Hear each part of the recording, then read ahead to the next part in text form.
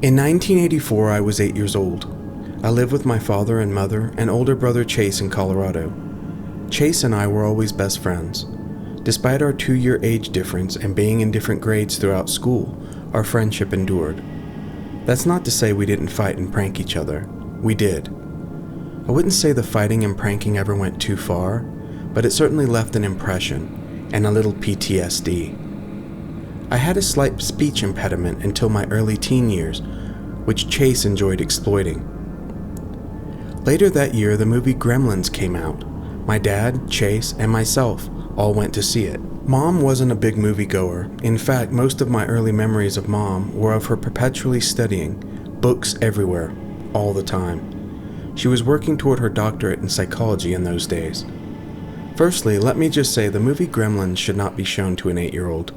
Sure, there's a cute one, but most of the movie turns into a horror flick pretty fast. It horrified me. So of course, after the movie, later that night, I would insist my dad leave the lights on so the Gremmins wouldn't get me. My brother, on the top bunk of our bunk beds, after hearing this and laughing his head off, would sneak down, turn off the lights, and scream, "Mark, God no, the Gremmins are in your bed." To which I would snap out of the bed screaming, run out of the room, down the hall in my PJs to my parents' room, where I would sleep for the rest of the night. Chase would go on to do this about every night for the next few weeks, much to my parents' and my great dismay, until finally being grounded for a week when my mother had finally had enough of me interrupting her and Dad every night. That year, Dad talked Mom into letting him get a very small cabin. I say let him because Mom was not an outdoors type at all, and she viewed a tiny cabin in the middle of nowhere, Colorado, as a complete waste of family money. But in the end, Dad got his tiny cabin in the mountains, and the three of us loved it. Dad, Chase, and I would usually manage a weekend trip to the cabin at least once a month. It was so beautiful there.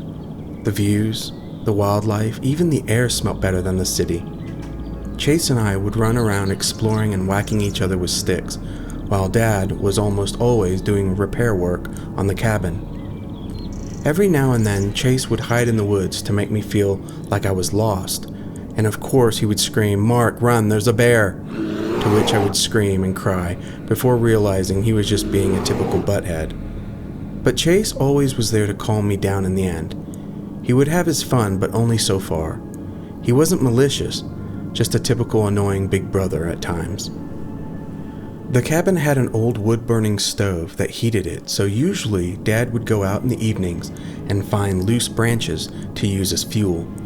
It didn't take long for the small cabin to take on a warm orange glow radiating from the fire in the stove, and before long all of us would be warm and toasty and easily fall asleep. It was on one of these weekend trips to the cabin that something very strange would happen. We had gone up to the cabin on a Friday evening, arriving just before dark. Dad barely had time to collect enough branches to get a fire started in the stove before nightfall. We all slept soundly, and the next morning, Dad needed to travel down the mountain to a hardware store to pick up some supplies that he needed for the cabin. He asked if we wanted to stay, and we said yes. So off Dad went down the mountain in the SUV, while Chase and I stayed behind at the cabin.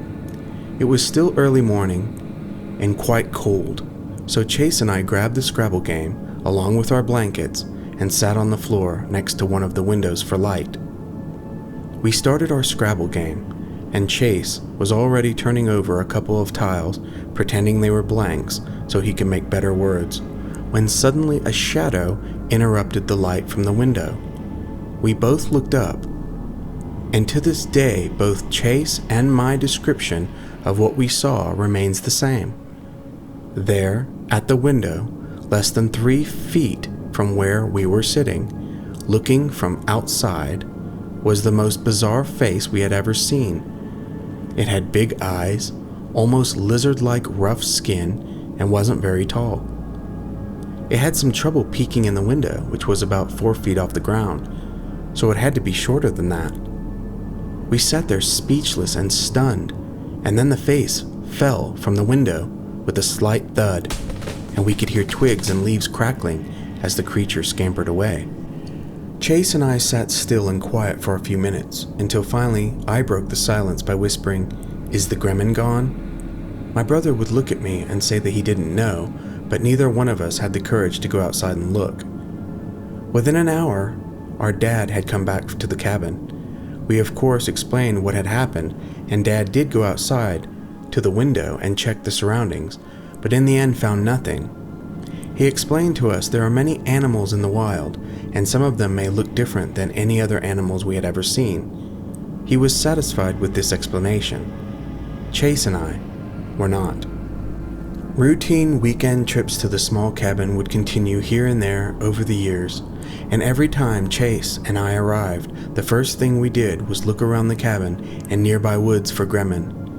We would never see Gremmin again, and as time went on, we would eventually move from Colorado to Texas from my mother's psychology career. The cabin was never sold, and my father would travel to Colorado once or twice every few years to make repairs and have a mini vacation. But as teens, my brother and I had mostly lost interest in the cabin, so we never traveled with Dad.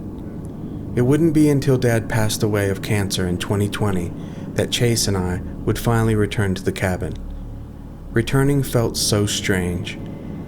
There it was, the same little cabin we remembered as kids, except it looked much, much smaller than either of us remembered. We collected branches as Dad would, and lit a fire in the old wood-burning stove. We grabbed the Scrabble game and sat by the fire, and as we did, I thought of Gremmin, and looked out the window, where we saw him all those years earlier. I wondered what we would have seen if we would have followed him. Was he alone? How did he get here? Then, without speaking, I noticed Chase look at the window too, and the two of us silently wondered together, whatever happened to Gremmin?